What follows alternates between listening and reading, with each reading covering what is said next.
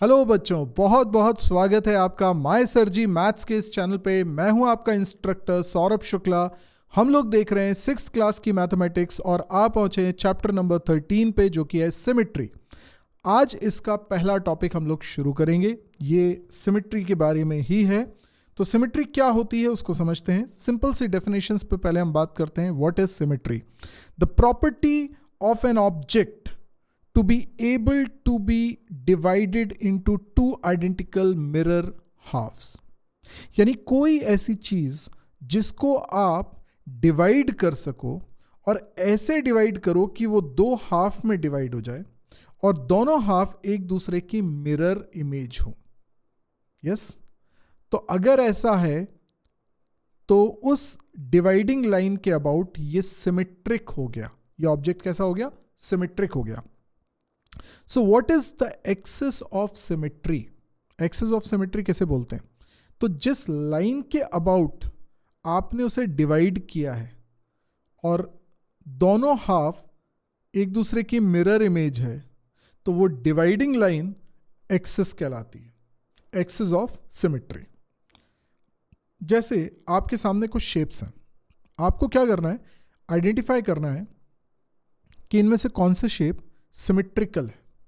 बहुत सिंपल है।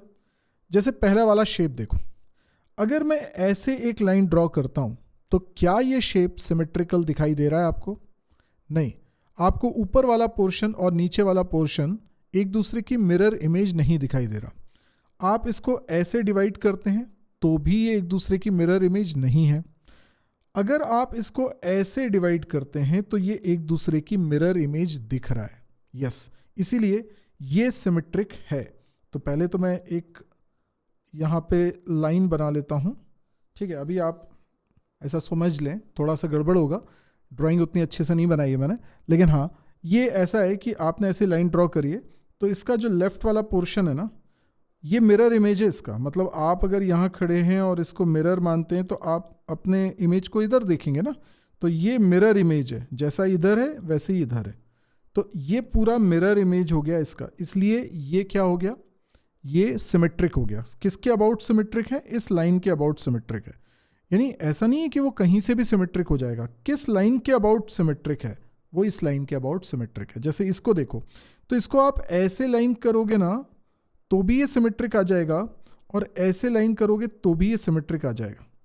ठीक है, तो यस, ये दोनों तरह से सिमेट्रिक आ रहा है।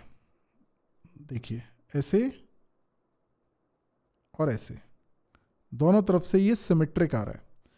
इसको देखें, अब इस शेप में तो मुझे सिमेट्री नहीं दिखाई दे रही। आप कैसे भी इसको कर लीजिए, ये इसमें सिमेट्री नहीं दिखाई दे रही। आप ऐसे करोगे तो ये पोर्शन इधर पे सेम नहीं आ रहा है ना? इतना तो सेम आ जाएगा पर ये वाला पोर्शन सेम नहीं आ रहा है, तो मिरर इमेज नहीं बन रही। आप कैसे भी करके देख लीजिए, मिरर इमेज नहीं बन रही है। तो दिस इज नॉट सिमेट्रिक। ठीक है, this is not symmetric. This is symmetric, this is symmetric. Draw the line of symmetry. तो हमने यहाँ पे लाइन ऑफ सिमेट्री ड्रॉ करी। इधर दो है लाइन ऑफ सिमेट्री, यहाँ लाइन ऑफ सिमेट्री एक है। तो कई बार लाइन ऑफ सिमेट्री एक भी नहीं बन रही है, जैसे यहाँ एक भी लाइन ऑफ सिमेट्री नहीं बन रही है। कई बार लाइन ऑफ सिमेट्री एग्जैक्टली एक बनती है। कई बार लाइन ऑफ सिमेट्री दो बनती हैं, जैसे यहाँ बन रही है। कई बार लाइन ऑफ सिमेट्री दो से भी ज्यादा बन सकती है। तो डिपेंड करता है। चलिए, यहां पर आपको एक डायग्राम दिया हुआ है। अब आपसे एक सवाल पूछा हुआ है, चाहे तो वीडियो को पॉज करके पहले सवाल का जवाब निकाल लीजिए, फिर मैं इसका सॉल्यूशन बताता हूं आपको। तो आई होप आपने इसको कर लिया होगा। Is a rectangle symmetrical about its diagonal? हमें यह बताना है कि क्या रेक्टेंगल सिमेट्रिक होता है अपने डायगोनल्स के अबाउट। बहुत सारे स्टूडेंट्स इसमें आंसर दे रहे होंगे कि यस, लेकिन जरा नोटिस करें, क्या वाकई में यस है? अगर मैं बोलता हूं कि ये एक डायगोनल है, ठीक है, जो कि है, तो क्या ये सिमेट्रिक है? सिमेट्रिक होने पे ये मिरर इमेज बनना चाहिए। मतलब जैसा इधर है वैसे इधर होना चाहिए, पर ऐसा नहीं हो रहा है।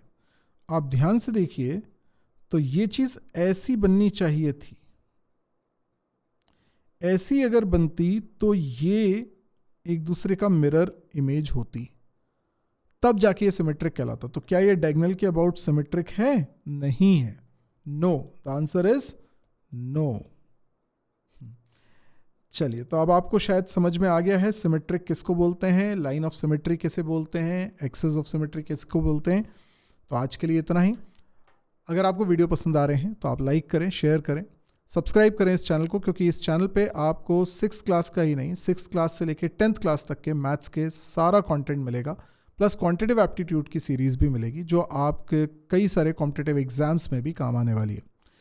तो बस आज के लिए इतना ही। नेक्स्ट वीडियो में फिर मिलते हैं। Thank you, good bye.